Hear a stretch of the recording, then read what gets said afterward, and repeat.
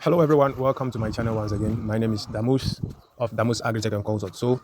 I had to visit one of the farms that I manage, and there's been an issue. It's been a while I visited. In about 2 months, I've not really visited the place well enough. So there was an issue with mortalities, low production, as low as 50%, and mortality going as high as about 10% mortalities over the past 2 months. So I decided to take some time off and then spend more days here to observe what is happening so that we can sort the situation out. And then lo and behold, I came over, and as I do always enter the coop, spend much time, 10, 20, 30 minutes, just observing the bears and how they are normally going about, and then also to study the environment. So I made my notes, and then also I was able to check up a few things.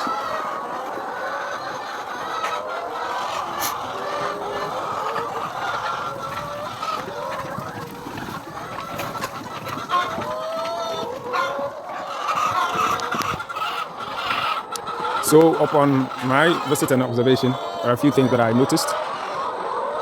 So first of all, you would see that there is not much ventilation and sunlight, natural sunlight. So you can see there is a wall right here, and then this wall is really high.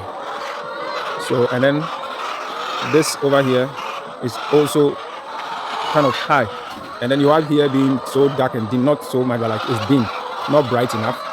And then there is another room down there, which is better. We'll check out that room. I think that would be better to move them to the other side. And I'll tell you about our action plan going for it. So the beds are okay, but first of all, the brightness in the room is low.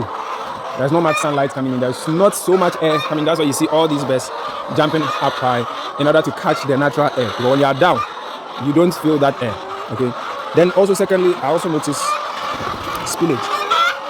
Poor manure management or poor litter management, where you have the water spilling, but they are not collecting it on a regular basis. So you see it has formed pits all over.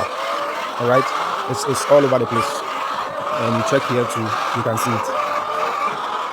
So this is purely poor management practice. It is poor litter management. All right, you see more of it. You see more of it. In fact, you can literally smell the gas. I can literally smell the gas from this side, with the heat and all that.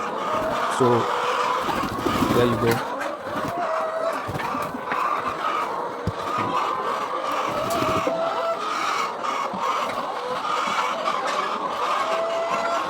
Yeah, and another one. In fact, the whole of this place is dry. I mean, it's hard, it's wet. All right, so the wall that I was describing, and then also you can see the kind of, there are a lot of cobwebs here anyway. So without any much analysis, you can see that these are the factors that are affecting the bears with their low production, and then the consistent mortality or the persistent mortality. Yesterday was 2, so in fact it's the best we've had in a while. Throughout the mid of July, it's been mortality back and forth, 6, 5, 4, 6, 5, 4, 8, sometimes 10. But now it's getting better. Yesterday was 2. I actually came here yesterday to observe the whole situation. So I'm still monitoring them. They are done with feeding and everything, but I'm still keeping my eyes on the best to find out the real reason. In fact, yesterday's mortality was basically prolapse. Two of them, they all had issue with prolapse. Then also, I want you to notice something with this bed. You can see it has this white discharge. Okay, that's this one also. So those are a couple of things that I put. Then what again? I think that is it. That is the main issue that we are facing at this farm.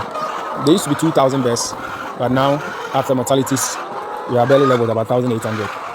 And these mortalities occurred within a space of 2 months. We had a mass one back in June. We were able to sort it out, and then in July it resurfaced. So we'll be seeing the actions that will be taken, and I'll be documenting it. Then we'll learn a thing or two from that.